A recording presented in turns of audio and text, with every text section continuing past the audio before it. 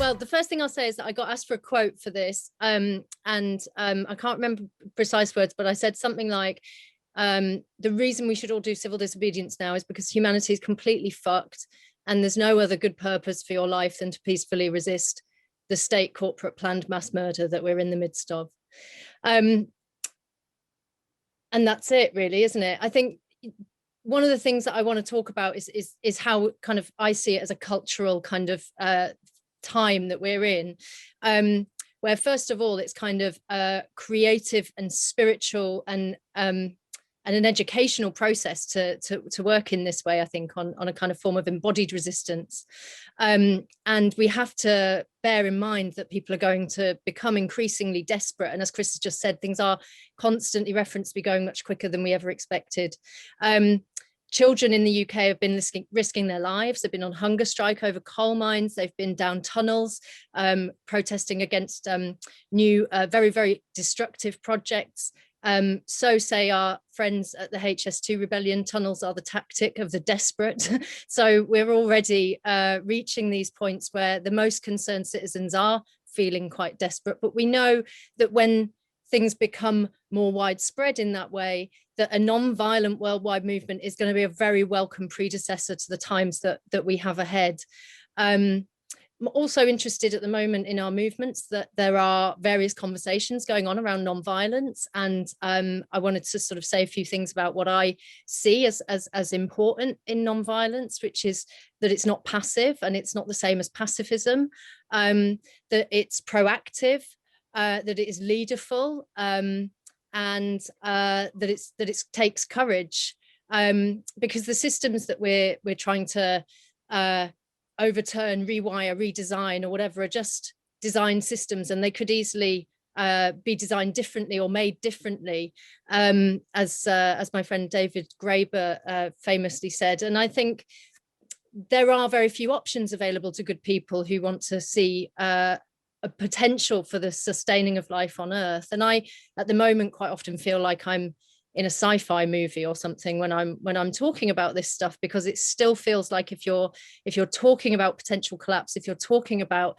the reality of the worst case scenarios and how they seem to be rushing ever and ever closer to us, I hear the older generation speaking out in desperate fear, actually, for the future that they've prepared for the younger generations.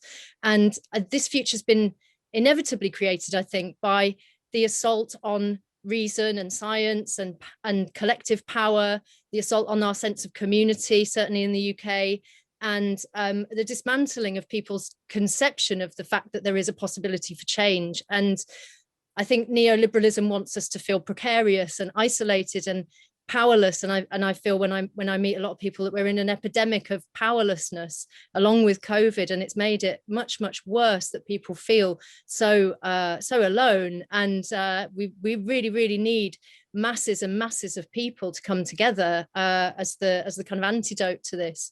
And so I guess, you know, we're living in this kind of extreme social context where I feel the world I've been brought up in, you know, compassion is often seen as a weakness.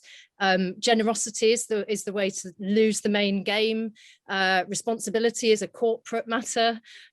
State murder has been normalized. The British Medical Journal has just described the British political situation as social murder. And where I think some people would rather their kids grew up to be rich than to be kind. And our systems are very fragile, and we know that we're not ready, and we're totally unprepared for something that we've been expecting for decades. And we feel vulnerable because we are, but in Extinction Rebellion, we've tried to go out there and say that we're brave enough to show our vulnerability, because we know that we're heading into this future. People are saying there's like the new normal. And other people have said to me, there's no normal. It's a future now of no normal. And so we've reached, I guess, for the virtue of being disobedient in the face of this. And I guess another thing that I think is really important about the work we do is facilitation skills and being able to hold spaces and talk to people, good communication.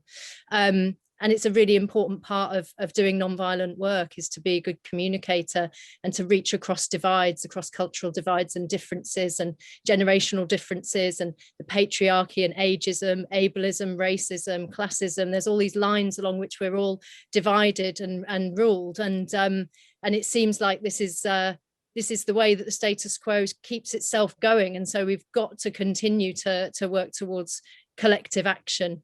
And Extinction Rebellion was born on a kind of social model of power. So the idea that you remove your consent by saying no, and you can call this work, nonviolent direct action, you can call it peaceful civil disobedience, you can call it refusal, non-cooperation, resistance, rejection.